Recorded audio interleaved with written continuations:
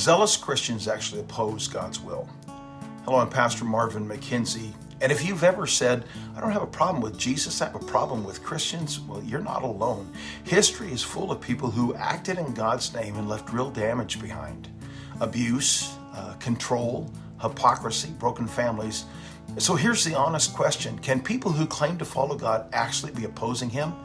Well, the Bible's answer is uncomfortable but clear. Yes. And it says so long before critics ever did.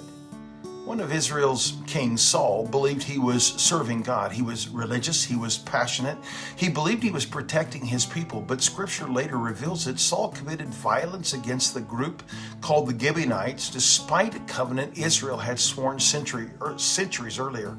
When the famine later struck the nation, God explained why. And the problem wasn't outsiders, it wasn't unbelievers, it was Saul's religious zeal. Now, here's the important point for skeptics.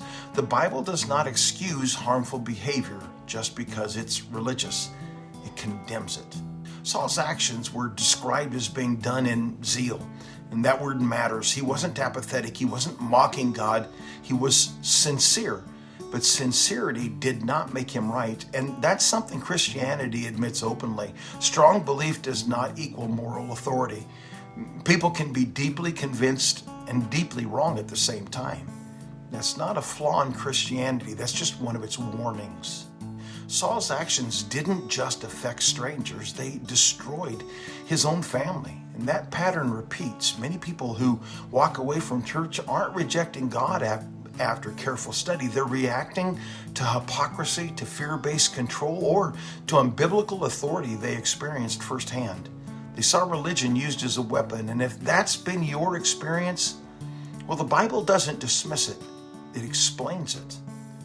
One thing surprises many believers. Jesus was far harsher toward religious leaders than toward skeptics.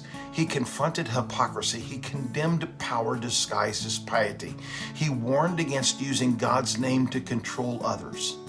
In other words, Jesus didn't defend religion, He exposed it.